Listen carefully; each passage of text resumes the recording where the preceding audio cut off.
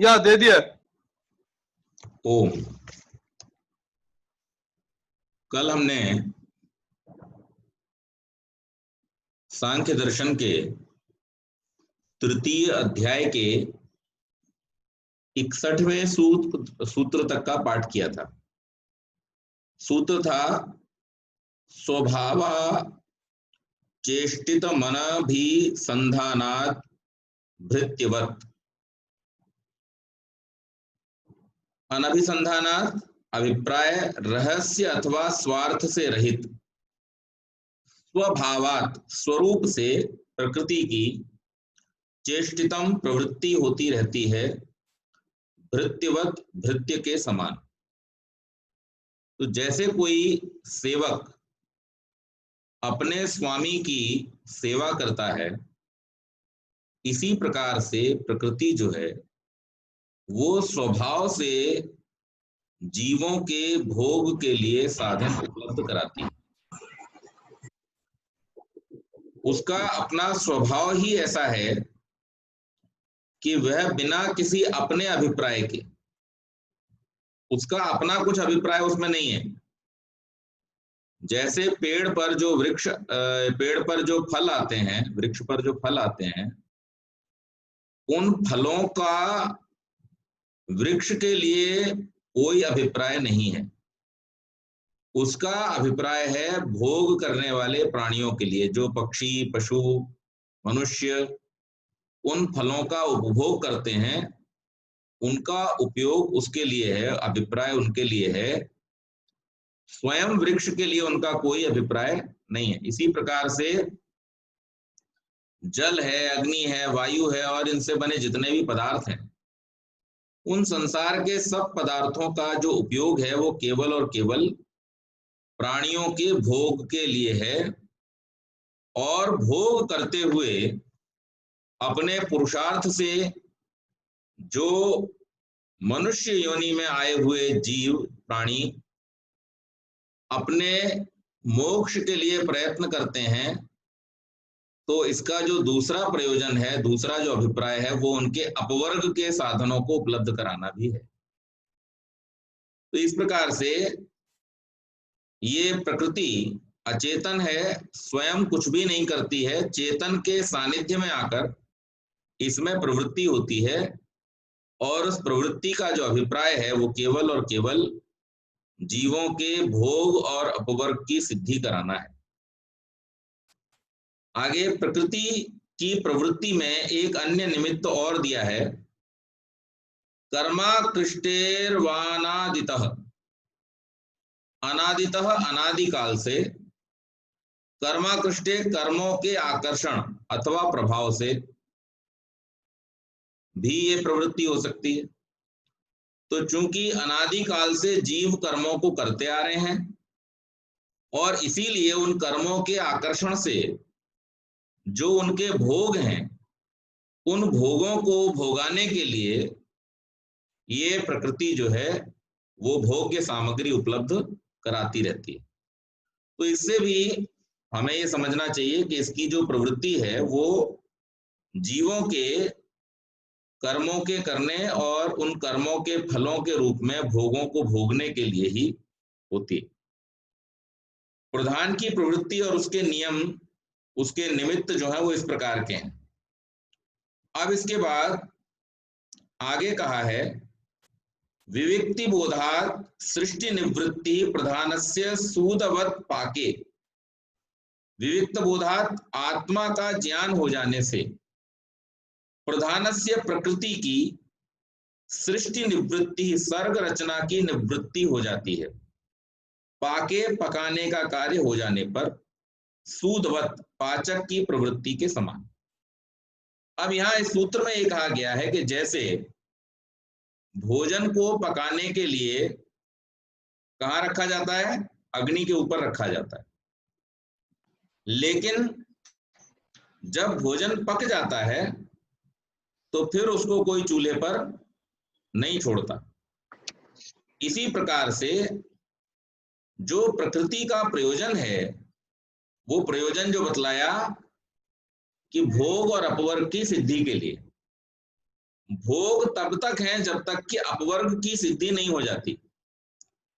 जब अपवर्ग की सिद्धि हो जाती है, यानी जैसे भोजन जब पक जाता है तो उसे पकाने वाला चूल्हे से उतार लेता है, इसी प्रकार से जब प्रकृति में जो जीव है उसको आत्म साक्षात्कार की स्थिति प्राप्त हो जाती है, तो प्रकृति का जो प्रयोजन है वो पूर्ण हो जाता है, और उस प्रयोजन के सिद्ध हो जाने के कारण फिर उसका उसके लिए किसी प्रकार का और कोई प्रयोजन शेष नहीं बचता।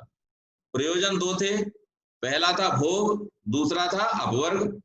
भोग करते हुए पुरुषार्थ के साथ में उसने जब अपवर्ग को सिद्ध कर लिया तो दोनों प्रयोजन सिद्ध हो गए। अब दोनों प्रयोजन सिद्ध होने के बाद में फिर ये प्रकृति जो है उसके लिए निष्प्रयोजन हो जाती है।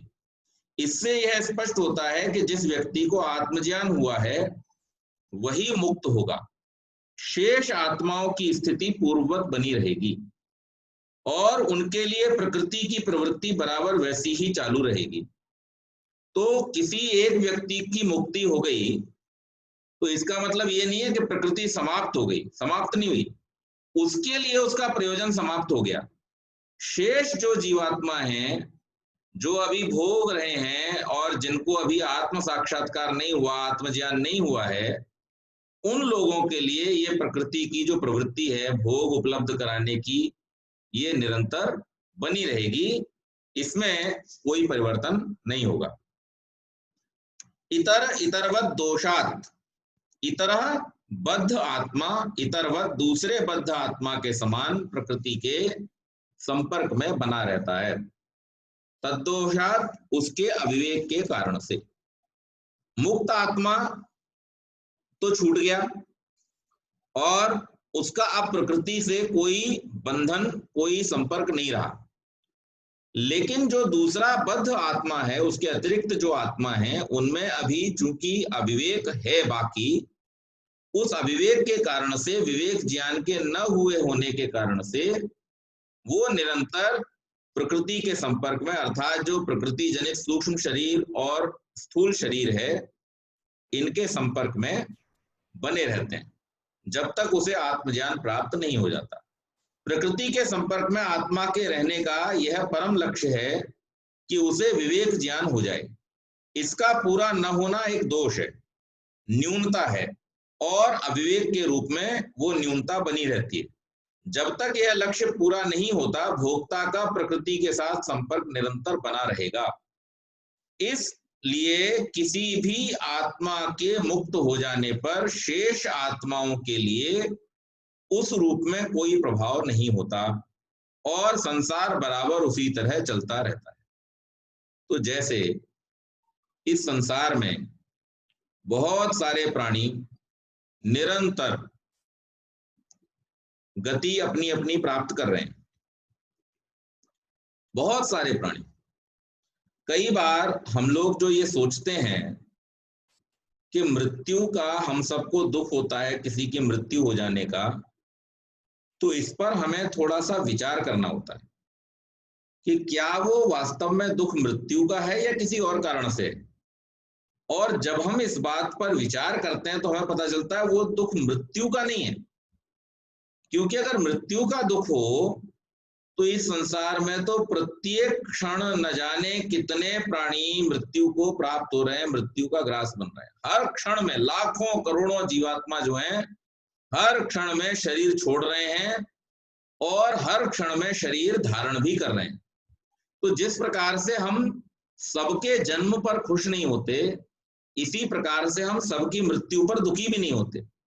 तो वास्तव में इस पर जब हम विचार करेंगे, अब इतने से ही एक वाक्य से ही आपको इसका फर्क समझ में आ गया होगा कि हम सबके जन्म पर खुश भी नहीं होते और हम सबकी मृत्यु पर दुखी भी नहीं होते। इसलिए वास्तव में हम जब विचार करते हैं तो हमें ये पता चलता है कि दुख का कारण जन्म और मृत्यु नहीं है। दुख का वास्तविक कारण वही है जो सांख्य और योग में बतलाया गया है कि हमारा उन व्यक्ति विशेष के साथ में या प्राणी विशेष के साथ में जो राग है, उस राग के कारण से हमें दुख होता है। अगर राग न हो तो हमारा दुख भी नहीं होगा। तो इसी प्रकार से यहाँ पर यह बतलाने का प्रयत्न किया गया है, यहाँ पर यह बतलाया है कि जो अविवेक है उस अविवेक के कारण से ये जब तक जो जीवात्मा मुक्त हो गया वो तो चला गया, लेकिन जो बाकी के हैं वो इस जन्म मरण के बंधन में पड़े रहते हैं, और उनकी मुक्ति जब तक नहीं हो जाती तब तक उनके लिए प्रकृति का सानिध्य बना रहता है, सूक्ष्म शरीर के रूप में भी, और जो बहुत सारे वो जन्म लेते हैं उसमें स्थूल शरीर के रूप में भी उनके साथ में ये सानिध्य बना रहता है। विवेक ज्ञान हो जाने पर अपवर्ग के स्वरूप का यहाँ पर निर्देशन किया गया है। द्वयोरेकतरस्य वोदासीन्यम अपवर्ग, द्वयो दोनों का एक दूसरे से, व अथवा एक तरस्य दोनों में से एक आत्मा का, औदासीन्यम विरत हो जाना, अपवर्ग अपवर्ग है। जब ये दो तत्व, कौन कौन सा, प्रकृति और आत्मा, ये दोनों, या हम इसमें से एक को पकड़ लें आत्मा, जब दूसरे से अलग हो जाता है, उदासीन हो जाता है उसके प्रति, उसका नाम क्या है, अपवर्ग है, मोक्ष है। अब ये उदासीन हो जाना, प्रकृति तो जड़ है तो प्रकृति तो करेगी नहीं, तो किसको करना है, इसके लिए जीव को ही प्रयत्न करना है, और यही इसका सबसे बड़ा पुरुषार्थ है जिसके लिए परमात्मा ने मनुष्य का जन्म दिया है। आप देखिए, मैं एक उदाहरण देता हूं आपको, प्रैक्टिकल उदाहरण देता हूं। दो तरह की चीजें होती हैं। जैसे मान लीजिए हम कोई घर किराए पर लेते हैं या कोई ऑफिस के लिए जगह किराए पर लेते हैं, तो जिस समय हम उस घर को किराए पर लेते हैं, उस घर का जो एग्रीमेंट होता है उसमें कुछ चीजें फिक्स होती हैं और कुछ चीजें फ्लेक्सिबल होती हैं। जैसे उस घर का 1 वर्ष तक कितना किराया होगा, तो महीने का 20,000, 25,000, 50,000 जो भी आपका किराया फिक्स हुआ वो आप एडवांस में पे करते हैं, यानी महीने की पहली तारीख से लेकर 5 तारीख के बीच में आपको पे करना है, क्योंकि वो फिक्स है। आप छुट्टी पे घर चले गए, आपने मकान यूज किया, आपने मकान यूज नहीं किया, कुछ भी हो, जब तक आप उस एग्रीमेंट में हैं, जब तक मकान आपके पोजीशन में है, तब तक के लिए जो किराया पहले से फिक्स हो गया है वो किराया आपको चुकाना ही पड़ेगा। तो ये तो हो गया एक तरह से प्रीपेड, हम पहले पे करते हैं फिर उसका इस्तेमाल करते हैं। और एक दूसरी चीज होती है, जैसे इलेक्ट्रिसिटी है, वाटर है, गैस है, ये सारी चीजें जो हम जितना कंज्यूम करेंगे, जितना हम उनका उपयोग करेंगे, उसके बेसिस पर हमको उसका पेमेंट भुगतान करना होगा। तो अब इसको हम अपने जीवन पर धारण करें कि ये जो मनुष्य का शरीर है ये प्रीपेड है, ये मकान है, और ये मकान में रह करके आप चाहे मुक्ति का उपाय करो चाहे मत करो, लेकिन इसका पेमेंट तो पहले ही हो गया। आपके जो शुभ कर्म थे उन शुभ कर्मों के बदले में आपको ये मकान दिया गया है। इस मकान में रह करके अब आपने ये सोचना है कि मैं इस मकान में जो मैंने किराया भरा है एडवांस में, उस किराए का मैं उपयोग उठाऊं या ना उठाऊं, ये सोचना आपका काम है। लेकिन आपसे किराया तो पहले ही वसूला जा चुका है। आपको जो ये शरीर मिला है मकान के रूप में, इस मकान का किराया आपके जो प्रारब्ध थे उनके रूप में पहले ही आपसे वसूला जा चुका है। अब दूसरी जो चीज है वो क्या है, इस संसार में जो भोग्य सामग्री है, तो आप अगर भोग्य सामग्री को ज्यादा इकट्ठा करेंगे, ज्यादा इस्तेमाल करेंगे, तो जैसे बिजली ज्यादा इस्तेमाल करोगे तो बिल भी ज्यादा भरना पड़ेगा। तो जैसे आप सामग्री संसार में ज्यादा इस्तेमाल करोगे तो उसके लिए आपको मेहनत भी उधर ज्यादा करनी पड़ेगी। लेकिन आपको ही इस बात का ध्यान रखना है कि मैं इस मकान में रहते हुए इस मकान में रहने का जो मुख्य प्रयोजन है उसको सिद्ध करूं, या अपनी एनर्जीज को, अपने पुरुषार्थ को इधर उधर बिखराता फिरूं, ये डिसाइड आपने खुद करना है। तो इस प्रकार से हमें ये समझना चाहिए कि ये जो हमारा मनुष्य का शरीर है ये हमारे बहुत सारे पुण्य कर्मों के फलस्वरूप हमको मिला है, इसलिए इसको किसी भी प्रकार से इस मौके को हमें व्यर्थ गंवाना नहीं चाहिए। यही मौका है जो हमारे हाथ में है जिसमें हम छूट सकते हैं। अगर इसमें हम नहीं छूटे तो फिर वैसा ही होगा जैसे मैंने एक बार कहानी सुनाई थी कि फिर से वही चक्कर लगाना पड़ेगा। दरवाजा एक बार खुजली के चक्कर में अगर निकल गया तो फिर ये दरवाजा बाकी सब पूरा घूमने के बाद में ही मिलेगा। फिर से आपको उतने पुण्यों का अर्जन करना पड़ेगा, फिर से आपको उतने जो जीवन में पाप कर्म हो गए उनको भुगताना पड़ेगा, चुकाना पड़ेगा, उसके बाद में आप इस जगह पर वापस लौट करके आओगे। तो इसलिए हमको ये प्रयत्न करना चाहिए। और यहाँ पर इस सूत्र के माध्यम से ये बड़े अच्छी तरीके से समझाया गया है कि आत्मा को प्रयत्न पूर्वक प्रकृति के प्रति उदासीन होना पड़ेगा। यानी जो ये बात बार बार कही जा रही है कि आपके लिए प्रकृति का कोई प्रयोजन नहीं रहता, कब? जब आप उसके प्रति अपना कोई भाव नहीं रखते।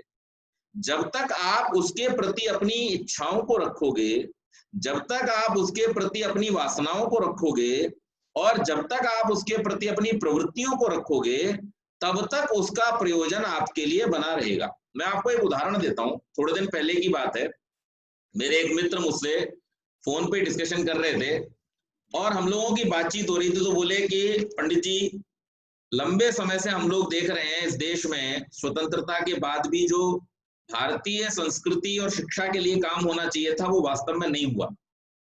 और उसका जो कारण था वो बता रहे थे कि भाई सरकार को इसका काम करना चाहिए था, सरकार ने इस पे जोर नहीं दिया, सरकार ने ये नहीं किया, सरकार ने। तो मैंने उनको एक बात कही, मैंने उनको ये कहा, मैंने कहा सरकार का काम क्या है? सरकार का काम है कि जनता जो चाहती है वो साधन, वो सुविधाएं, वो सारी की सारी चीजें उनको उपलब्ध कराना, ये सरकार का काम है। जब तक इस देश के लोग गुरुकुलों को चाहते रहे, आर्ष पद्धति की शिक्षा को चाहते रहे, तब तक यहाँ पर गुरुकुल भी खूब फलते फूलते रहे, वहां विद्वान आचार्य भी रहे और गुरुकुलों की संस्कृति यहाँ पर बनी रही। जिस समय यहाँ परतंत्रता थी उस समय की बात को हम इसलिए छोड़ देते हैं क्योंकि वो तो परतंत्रता थी। लेकिन जब हमें स्वतंत्रता मिल गई उस समय यदि यहाँ की जनता ने फिर से ये चाहा होता कि हमारे बच्चे संस्कृत पढ़ें, हमारे बच्चे गुरुकुलों में जाएं, हमारे बच्चे गुरुकुलों में जाकर के वैदिक शिक्षा को ग्रहण करें, तो निश्चित रूप से सरकार का सारा फोकस जो है वो गुरुकुलों पर रहा होता। लेकिन स्थिति ये है आज के हम जो चाहते हैं कि सब लोग आदर्श बने, हम जो ये कहते हैं कि सब लोग अच्छी प्रकार से वेदों का पठन पाठन करें, उन सबके बच्चे भी कॉन्वेंट स्कूलों में पढ़ने जाते हैं, अंग्रेजी मीडियम स्कूलों में पढ़ने जाते हैं, गुरुकुलों में पढ़ने नहीं जाते। और जब तक आप नहीं चाहेंगे कि आपके बच्चे गुरुकुलों में पढ़ें, तब तक सरकार क्यों चाहेगी? सरकार तो उस पर अपना फोकस तब लाएगी जब आप उससे डिमांड करेंगे। आज आप सड़कों के लिए डिमांड करते हैं, सरकार सड़कें बनवाती है। आप और जितनी भी सुविधाओं के लिए डिमांड करते हैं, सरकार वो सारी सुविधाएं आपके लिए उपलब्ध कराती है। लोगों के पास में जिस समय इस देश में थोड़ी बहुत लिमिटेड गाड़ियां होती थी, उनको भी पेट्रोल उपलब्ध सरकार करा रही थी।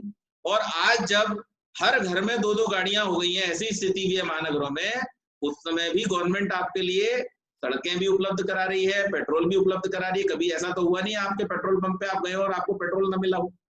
तो जितनी जैसी खपत होती है जिस चीज की, जैसी डिमांड होती है, सरकार का काम तो उपलब्ध कराना है। इसी प्रकार से प्रकृति और परमेश्वर जो है ये बड़ी सरकार है। और ये बड़ी सरकार जो है परमात्मा, आप जो चाहते हैं, आप अगर भोग चाहते हैं तो वो आपके लिए सारी भोग की सामग्री उपलब्ध कराए हुए। आप जितना भोग करना चाहते हैं संसार में सब कुछ मौजूद है। आप कितना भोग करेंगे? आपकी कैपेसिटी तो बहुत कम भोग करने की है। संसार में तो भोग सामग्री इतनी भरी पड़ी है कि जिसकी कोई सीमा ही नहीं है।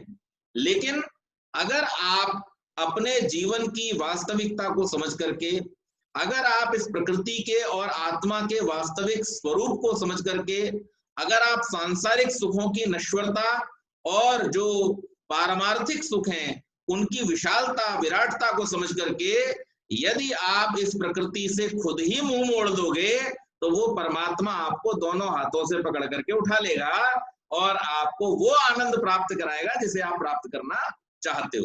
तो ये तो आपके ऊपर है पूरी तरह से कि आप क्या प्राप्त करना चाहते हो।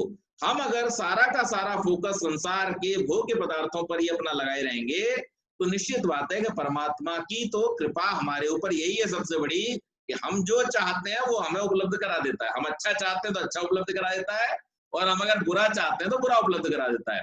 वही लोग उन्हीं पदार्थों को औषधि के रूप में भी ग्रहण करते हैं और उन्हीं पदार्थों को बहुत सारे लोग मद्य के रूप में भी ग्रहण करते हैं। तो ये तो हमारे प्रयोग करने की विधि पर, हमारी बुद्धि पर निर्भर करता है कि वास्तव में हम क्या चाहते हैं। तो यहाँ पर यह कहने का प्रयास किया गया है कि इन दोनों में से चेतन आत्मा का विवेक ज्ञान हो जाने के कारण प्रकृति के संपर्क में न रहना ही अपवर्ग कहलाता है। वस्तुतः प्रकृति तो एक आत्मा के मुक्त हो जाने पर बिना किसी थोड़ी भी रद्दोबदल के ठीक उसी रूप में बराबर बनी रहती है, इसलिए उसके औदासीन्य का वर्णन औपचारिक मात्र है। आत्मा ही अपनी पहली वृत्ति स्वरूपता को छोड़कर स्वरूप में अवस्थित होता है, इसलिए उसका औदासीन्य अथवा अपवर्ग कहना वास्तविक है। तो यहाँ पर जो दो बात की गई है कि दोनों का उदासीन हो जाना, तो प्रकृति तो जड़ है जैसा मैंने बताया, उसके उदासीन होने का और न उदासीन होने का कोई प्रश्न नहीं।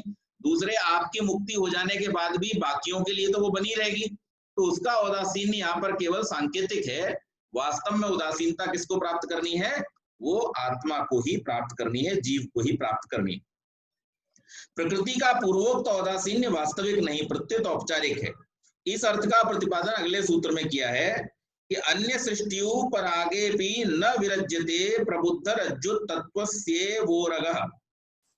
अन्य सृष्टियों पर आगे, अन्य अर्थात बद्ध आत्मा के लिए सर्ग रचना करने में अभी भी तो प्रकृति न नहीं विरज्यते, विरत उदासीन होती।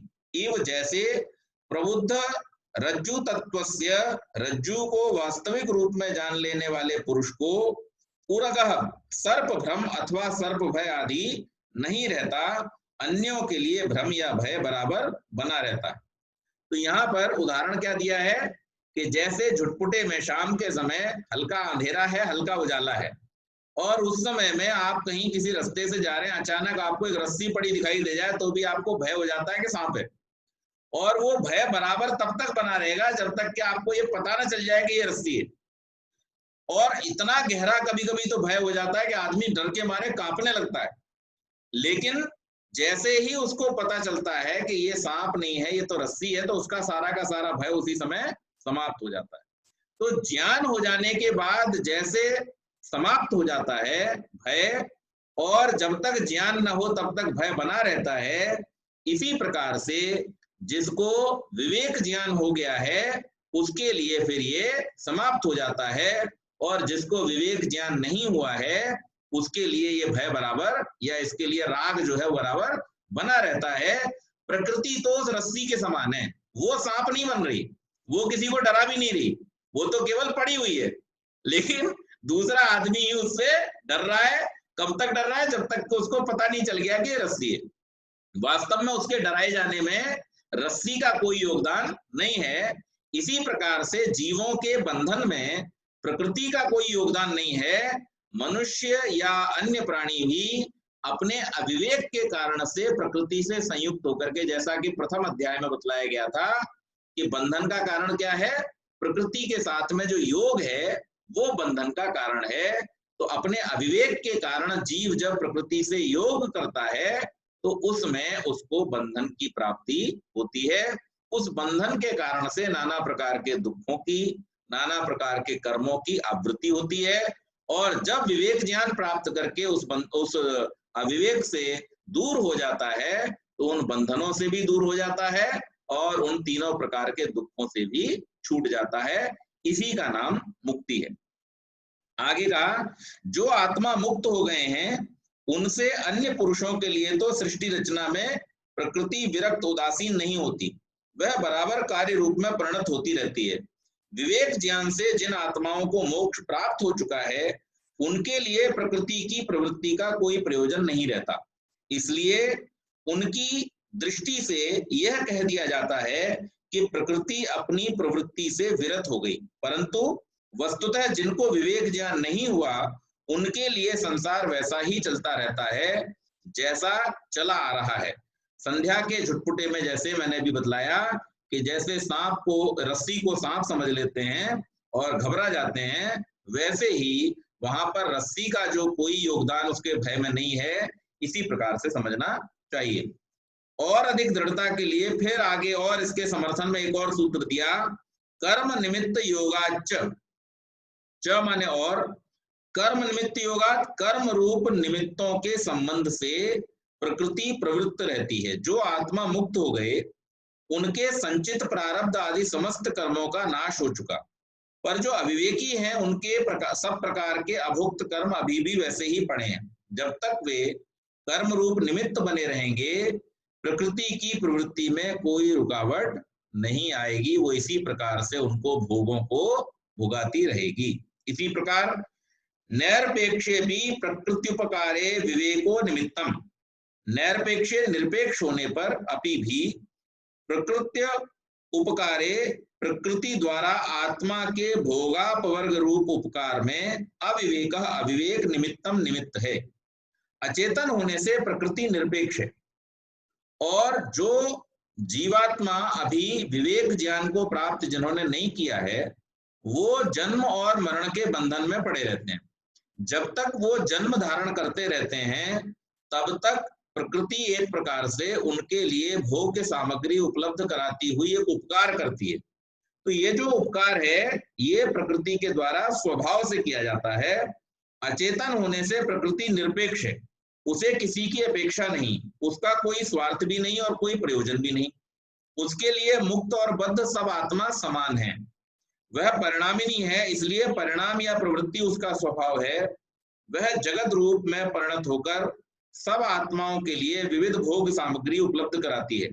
मानो उसने यह हाट खोली है, जो आए अपने अनुकूल सामग्री को ले जाए। जैसे बाजार में जाकर के हमें जो चाहिए हम जाकर के वो ले आते हैं, इसी प्रकार से ये प्रकृति का बाजार खुला हुआ है और इसमें सृष्टि के बाजार में जिसे जो चाहिए वो ले जाता है। मानो उसने यह हाट खोली है, जो आवे अपने अनुकूल सामग्री ले लेवे। जो विवेक ज्ञानी हो गए हैं वो इस गली में झांकते नहीं, क्योंकि उनके लिए यहाँ पर कुछ भी आकर्षण का केंद्र नहीं है। लेकिन जब तक अविवेकी हैं तब तक यह बाजार खुला रहेगा, यह हाट लगी रहेगी, वे ही इसके ग्राहक हैं। इस प्रकार कतिपय आत्माओं के मुक्त हो जाने पर भी अविवेक बराबर बना रहता है, जो प्रकृति की प्रवृत्ति को चालू रखने में निमित्त है। फलतः प्रधान अर्थात प्रकृति की प्रवृत्ति का कभी भी अवरोध नहीं होता है। तो इस प्रकार से यहाँ पर ये कहा गया है कि सृष्टि का जब मुक्त हो जाएंगे तो अवरोध हो जाना चाहिए। तो वहां पर उसका समाधान करते हुए कह रहे हैं कि कुछ की मुक्ति होती है, सबकी नहीं होती, और कुछ की मुक्ति हुई है तो जो बाकी हैं उनका तो जब तक विवेक ज्ञान उनको प्राप्त नहीं हो रहा उनके लिए तो बराबर सामग्री यहाँ पर उपलब्ध रहने वाली है। जैसे अभी हम लोग बहुत सुन रहे हैं टेलीविजन पे, चाइना का माल मत लो, चाइना का माल मत लो, लेकिन जब तक चाइना का माल बिकता रहेगा तब तक बेचने वाले भी अपनी दुकानों पे उसको रखते रहेंगे। इसी प्रकार से कई बार हम देखते हैं कि सरकार के दो तरह के प्रकल्प चलते हैं। सरकार का एक प्रकल्प है जो शराब के निर्माण के लिए, शराब की बिक्री के लिए दुकानों के लाइसेंस इशू करता है, फैक्ट्रियों के लाइसेंस इशू करता है, उनको कंट्रोल करता है, उससे रेवेन्यू जनरेट करता है। और सरकार का ही एक और डिपार्टमेंट है जिसका नाम है मद्य निषेध विभाग, शराबबंदी डिपार्टमेंट। वो क्या करता है कि शराब लोग न पिए। तो भाई अगर आप वास्तव में चाहते हो कि शराब न पिए तो फिर उनका उत्तर होता है ये कि भाई देखिए, जिन्हें नहीं पीना है वो तो नहीं पी रहे, लेकिन रेवेन्यू के लिए जब तक पीने वाले हैं तब तक हम तो बेचेंगे ही ना। तो इसी प्रकार से जिन्हें विवेक ज्ञान हो गया वो तो उस गली में जाते ही नहीं है, वो तो चक्कर में ही नहीं पड़ते। भोग्य सामग्रियों से, संसार के नाना प्रकार के विषयों से उनका तो ध्यान ही हट जाता है और उस वैराग्य की अवस्था में वो उस तरफ ध्यान नहीं देते। लेकिन प्रकृति तब तक अपने कार्य से कार्य रूप में परिणत होती रहेगी जब तक कि अविवेकी जन इसमें उत्पन्न होने वाली, इसमें बनने वाली नाना प्रकार की जो भोग्य सामग्रियां हैं उनका भोग करने में प्रवृत्त रहेंगे। तो इस प्रकार से यहाँ पर इसका कोई अंत नहीं होता। यदि प्रकृति परिणामिनी होने से प्रवृत्तिशील है तो इसकी प्रवृत्ति का मुक्त आत्माओं पर प्रभाव क्यों नहीं होता। अब यहाँ पर प्रश्न किया गया कि अगर प्रकृति परिणामी होने से प्रवृत्तिशील है तो इसकी प्रवृत्ति का मुक्त आत्माओं पर प्रभाव क्यों नहीं होता। तो यहाँ पर इसका समाधान करते हुए कहा है, नर्तकीवत प्रवृत्तस्यापि निवृत्तिश्चारितार्थ्यात्, प्रवृत्तस्य प्रवृत्तिशील की अपि भी चारितार्थ्यात्, चारितार्थ सफल हो जाने से निवृत्ति ही निवृत्ति हो जाती है, नर्तकीवत, नर्तकी के समान। प्रकृति निस्संदेह प्रवृत्तिशील है और वह पुरुष के भोगापवर्ग रूप प्रयोजन को संपन्न करने के लिए जगत रूप में निरंतर परिणत हुआ करती है, परंतु जिस आत्मा के भोगापवर्ग को सिद्ध कर चुकी है उसके लिए वह चरितार्थ हो जाती है, उसके प्रयोजन को पूर्ण कर चुकी होती है। इसलिए प्रवृत्तिशील भी प्रकृति मुक्त आत्मा के लिए प्रयोजन पूरा हो जाने के कारण निवृत्त समझी जाती है। जैसे एक नर्तकी सभा मंच पर नृत्य प्रदर्शन करने के लिए प्रवृत्त होती है, जिन सभासदों की उत्सुकता नृत्य दर्शन के लिए बनी रहती है वे उस ओर सतत आसक्त रहते हैं, पर जिनकी तृप्ति हो जाती है वे सभा स्थान को छोड़कर चले जाते हैं और उस प्रदर्शन के साथ में कोई संपर्क नहीं रखते। तो जैसे कोई कार्यक्रम चल रहा हो, उस कार्यक्रम में जिनको इंटरेस्ट है वो देखेंगे, जिनको इंटरेस्ट है वो नहीं देखेंगे। इसी प्रकार से जिनको इस संसार में इंटरेस्ट है, जिनको इन विषयों में इंटरेस्ट है, उनके लिए ये लगातार प्रवृत्तिशील रहेगी, और जिनमें जिनको इंटरेस्ट, तो मुक्त आत्मा कौन है? जिसका इंटरेस्ट खत्म हो गया, जैसे वैराग्य उत्पन्न हो गया, जो उदासीन हो गया, उसके लिए इसका कोई महत्व नहीं रह जाता, इसलिए इसकी प्रवृत्ति का भी कोई महत्व नहीं रह जाता। इसी को एक और बात कहा है, एक और प्रकार से कहा है, दोष बोधेपि नोपसर्पणम प्रधानस्य कुलवधूवत्। दोष बोधे, दोष जान लेने पर, अपि तो प्रधानस्य, प्रधान प्रकृति का, उपसर्पणम प्रवर्तन या प्रवृत्ति होना न नहीं रहता, कुलवधूवत्, कुलवधू के समान। जैसे एक कुलवधू अपने कोई दोष प्रकट हो जाने पर लज्जाशील बनी अपने स्वामी के सन्मुख जाने का साहस नहीं करती, ऐसे ही प्रकृति अपने परिणामिता दुखात्मक आदि दोषों के जान लिए जाने पर लज्जाशीलता से अपने उस ज्ञानी आत्मा के सम्मुख जाने के लिए प्रोत्साहित नहीं होती। इस प्रकार विवेक ज्ञान हो जाने पर मुक्त आत्मा के लिए प्रकृति के निवृत्ति का यहाँ पर वर्णन किया गया।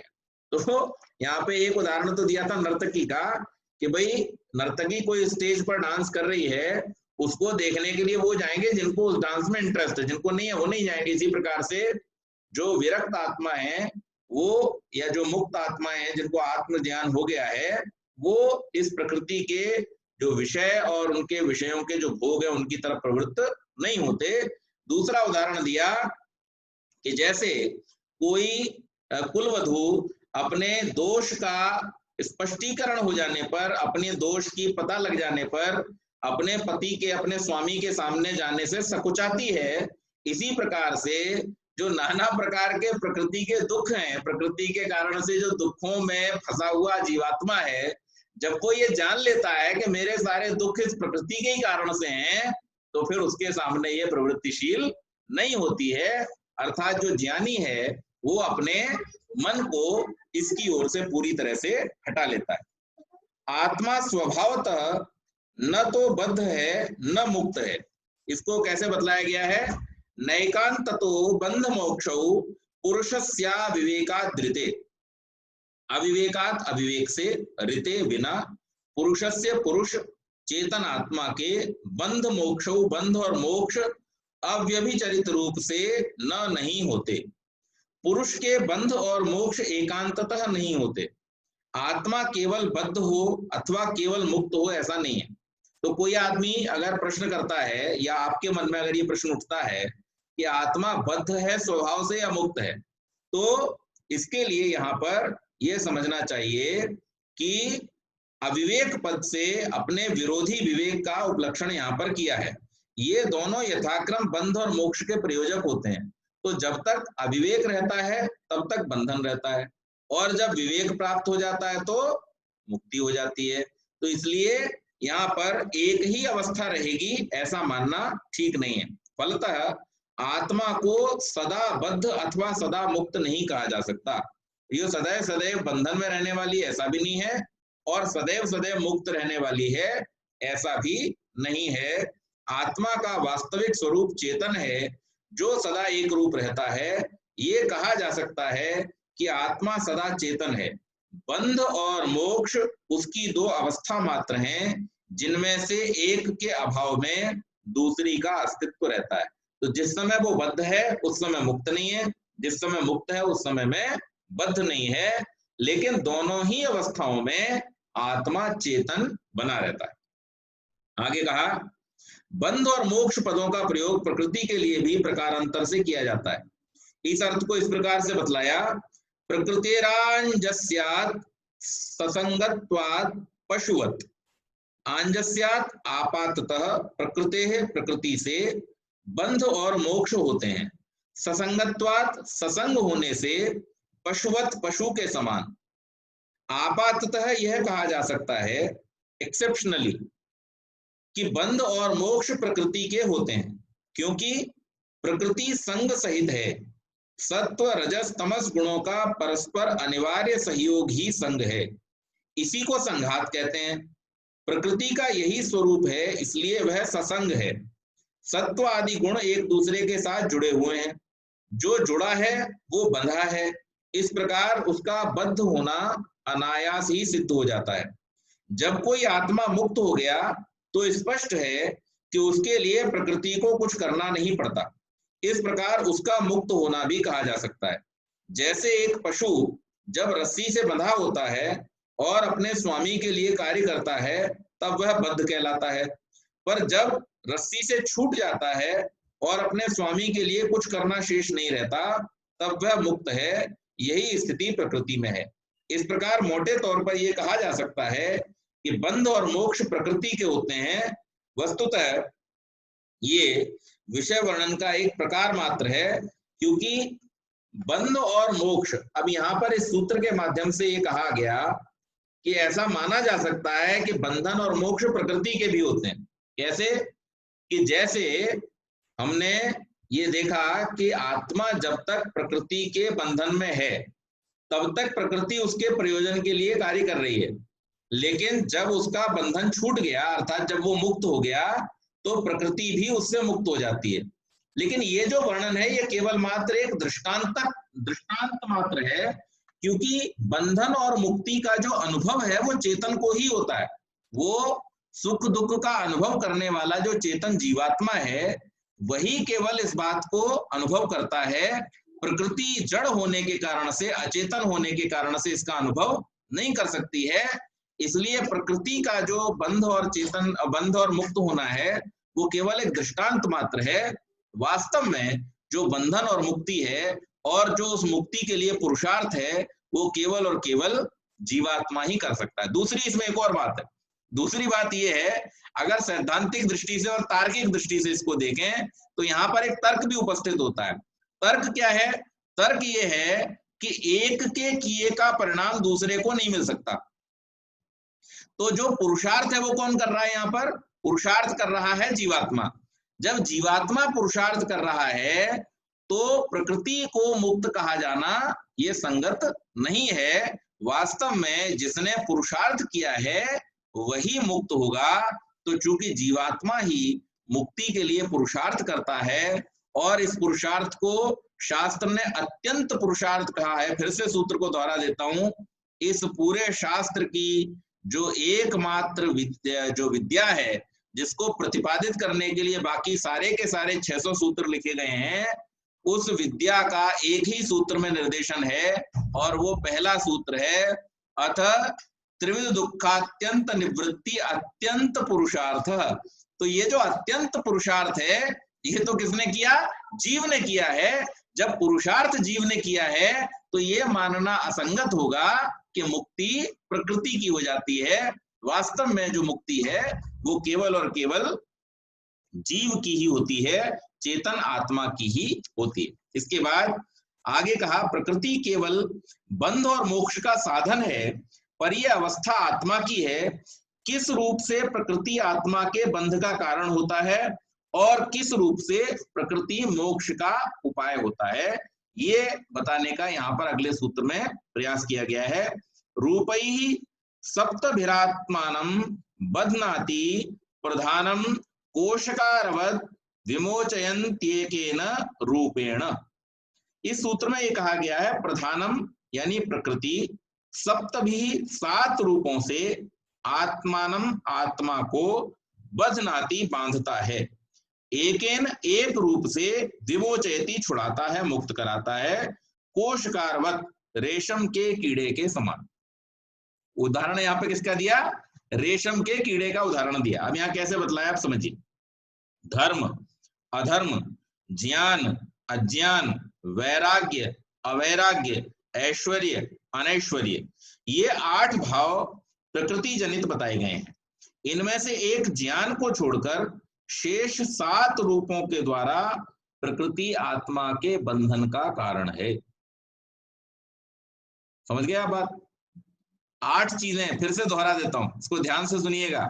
यहां पर जीव कैसे बंधन में आता है उसका वर्णन किया जा रहा है। बहुत ही महत्वपूर्ण बात है यहाँ पर, इसको समझेंगे। यहाँ 8 चीजें गिनाई गई हैं, धर्म अधर्म, ज्ञान अज्ञान, वैराग्य अवैराग्य, ऐश्वर्य अनैश्वर्य। ये 8 भाव प्रकृति जनित हैं। इनमें से एक ज्ञान को छोड़कर शेष 7 रूपों के द्वारा प्रकृति आत्मा के बंधन का कारण बनती है, और एक ज्ञान रूप के द्वारा आत्मा को बंधन से मुक्त कराती है। जैसे रेशम का कीड़ा रेशम के खोल से सब ओर से आवेष्टित रहता है, केवल एक द्वार से ही बाहर निकल सकता है।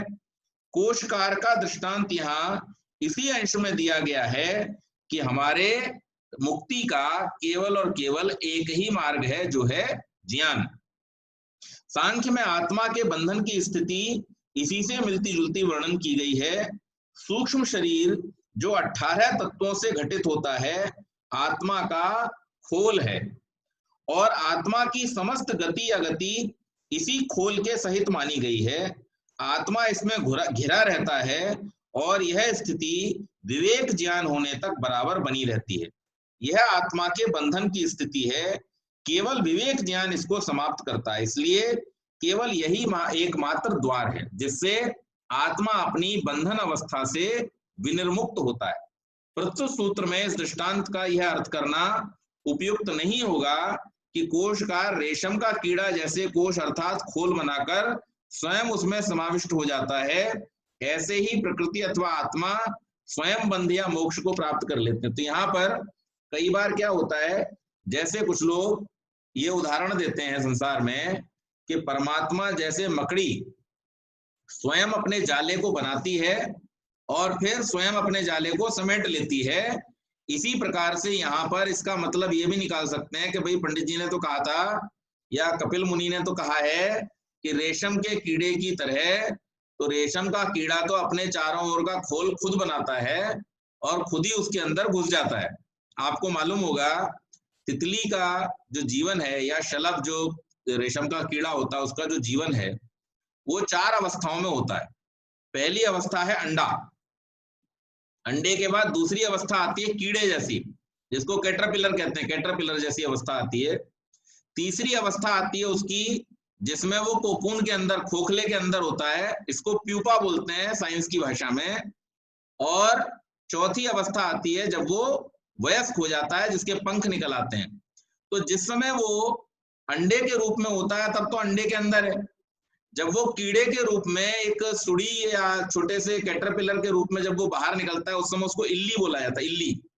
और वो इल्ली जो है वो अपने थूक से वो जाल बनाती है और धीरे धीरे उसकी आयु बढ़ती जाती है और वैसे वैसे वो मजबूत खोल अपने चारों ओर बना लेती है।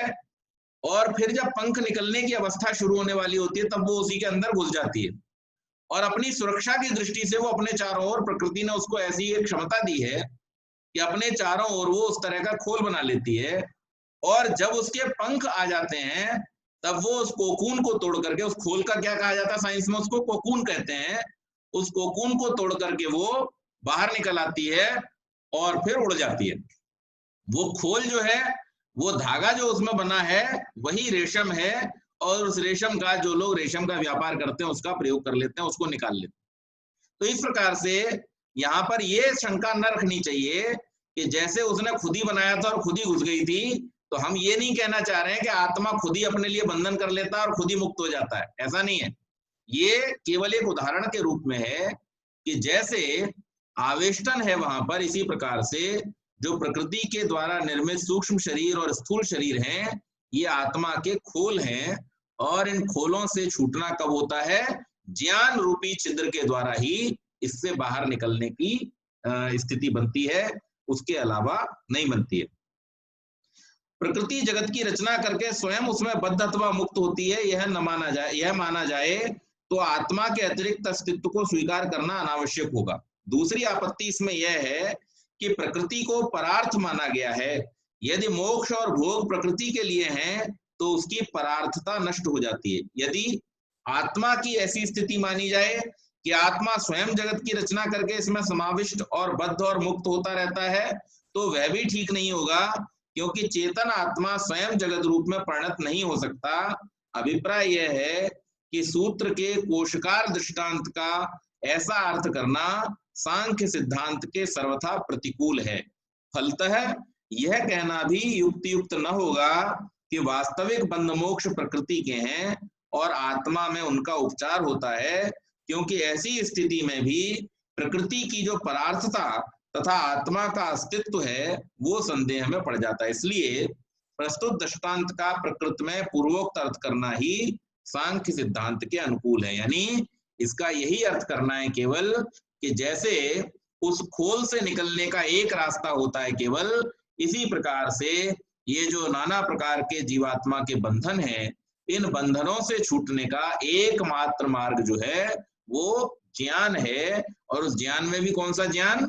आत्मज्ञान जिसके द्वारा होता है, विवेक ख्याति जिसके द्वारा होती है, वही केवल मात्र एक मार्ग।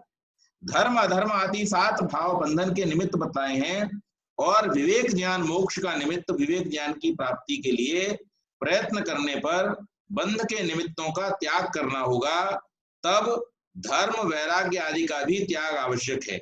ऐसी अवस्था में दृष्ट हानि दोष होगा, क्योंकि आत्मज्ञान के लिए धर्म वैराग्य आदि का अनुष्ठान लोक में स्पष्ट देखा जाता है। यहाँ पे अब ये प्रश्न उठाया गया, फिर से एक शंका उठाई गई है, तो उसका समाधान करते हुए सूत्रकार कहते हैं, निमित्तत्व अविवेकस्येति न दृष्ट हानि।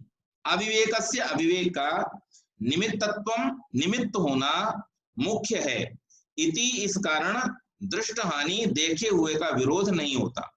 बंध का मूल निमित्त अविवेक है। धर्म वैराग्य आदि के अनुष्ठान काल में भी अविवेक की अवस्था बनी रहती है। विवेक ज्ञान हो जाने पर इसकी निवृत्ति होती है। धर्म आदि का अनुष्ठान अंतःकरण की शुद्धि में उपयोगी होता है। अनंतर अभ्यास द्वारा समाधि लाभ होने पर आत्म साक्षात्कार होता है। यह विवेक ज्ञान की अवस्था है। फलतः बंध का मूल निमित्त अविवेक है, उसी की निवृत्ति के लिए समस्त प्रयत्न होता है, और ये सब प्रत्येक अविवेक की अवस्था है। यह कहना चाहिए कि अविवेक के उच्छेद का समस्त प्रयत्न अविवेक के साम्राज्य में ही होता है। इसलिए विवेक ज्ञान की प्राप्ति में धर्मादि अनुष्ठान का कोई विरोध न होने के कारण से दृष्ट हानि की संभावना नहीं है।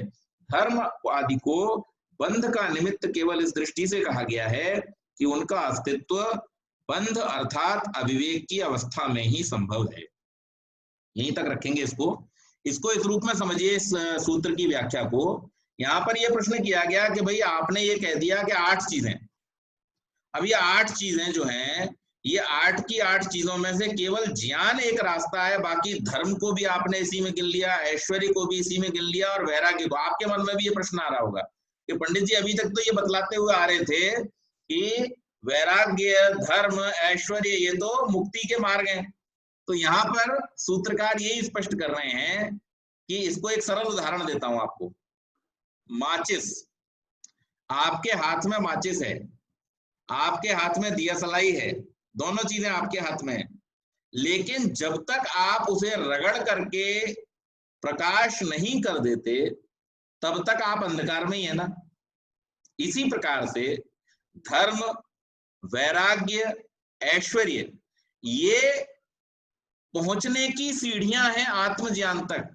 समाधि की अवस्था तक, लेकिन वहां तक रहता तो अविवेक ही है।